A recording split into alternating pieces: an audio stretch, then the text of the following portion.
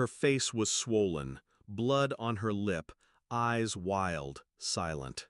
And behind her, Eva, trembling in her wheelchair, clutching a stuffed bear like it could shield her from hell. 3:02 a.m.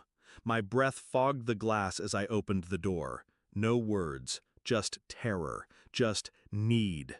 Then my phone vibrated. A single message from her. "Don't you dare shelter them." And in that moment, I understood everything. My sister, Mara, married Jackson when we were in our 20s. He was charming, the kind of man that knew how to tilt his head just right when he listened, how to touch a shoulder like reassurance was currency. At first, I was relieved. Mara had always needed protecting. She was fragile, sweet, too trusting. And Jackson? He seemed like the shield she'd always been missing. But now, standing in front of me, her arms wrapped around her daughter like armor, I saw it.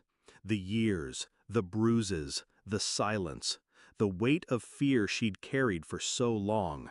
And suddenly, our mother's silence over the years, her strange detachment, her dismissiveness, clicked into something uglier. This wasn't just Mara's shame, this was our family's secret. I kept them hidden, tucked them in the guest room, drew the curtains, moved like a ghost for days. Eva didn't speak, not until day 3 when she whispered, "He locks her in the basement when she talks too much." I gripped the edge of the sink until my knuckles cracked white. I wanted to burn the world, but rage doesn't protect the innocent. Planning does. I didn't confront my mother right away. I let her keep texting, calling, insisting this wasn't my business. So I made it my business. I started with photos, quiet ones, the bruises, the scars. I documented everything Mara allowed.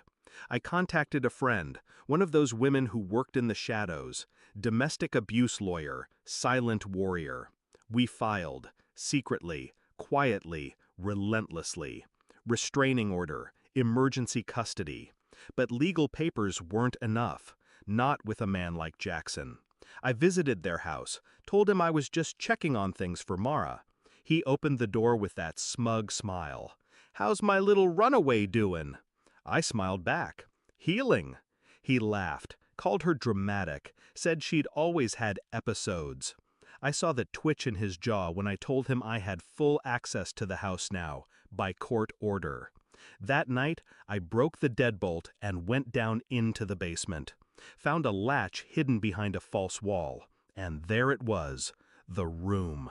No windows, soundproofing, a single chair in the center, and a baby monitor, like it had once belonged to Eva.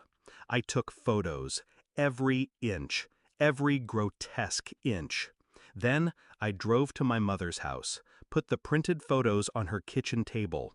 "You knew," I said, "and you let it happen." She didn't deny it. She didn't even look shocked. "He provides," she said. "He's a man of position." My voice didn't rise. I didn't need it to. "You're going to testify." She laughed in my face. "I'll do no such thing." So I pulled out her letters, the ones she used to send Mara when she was pregnant, the ones where she warned her not to provoke Jackson. I'd taken them from the attic during a holiday visit years ago, back when I thought they were just controlling, not confessional. Now, they were leverage. Court moved fast after that. The judge saw the photos, the basement, the bruises. And when Eva finally found the courage to speak, her trembling voice cracked the silence wide open. Jackson lost everything: custody, status, power. And when they cuffed him in the courtroom, he turned to me and hissed, "This was you." I didn't flinch. I just looked him in the eye and said, "She's not alone anymore." But that wasn't the end. See, monsters like Jackson don't disappear quietly. He had friends, connections, a network of cowards in suits and golf clubs. So I exposed them. I sent anonymous packages, photos, transcripts, names, to wives, employers, churches. One by one, their dominoes fell. sponsorships, reputations, social circles. You don't get to hide behind prestige while you terrorize little girls in wheelchairs. Months passed. Mara started smiling again, real smiles. Eva drew a picture of us, labeled it, "My Safe People." And our mother? She moved away. Couldn't stand the shame. Good. The night the final court ruling came, permanent restraining order, full custody, his assets frozen, I sat alone with a glass of wine. And for the first time in years, I exhaled without shaking. They say monsters wear masks, but in my family, they wore wedding rings and pearls and polite smiles. And when they showed up at my doorstep at 3 a.m., begging not for help, but permission to finally run, I didn't hesitate. Because silence is complicity. And I'd rather be the villain in their twisted family story than the bystander who let a child live in fear. Some monsters wear wedding rings, but now they wear orange jumpsuits too.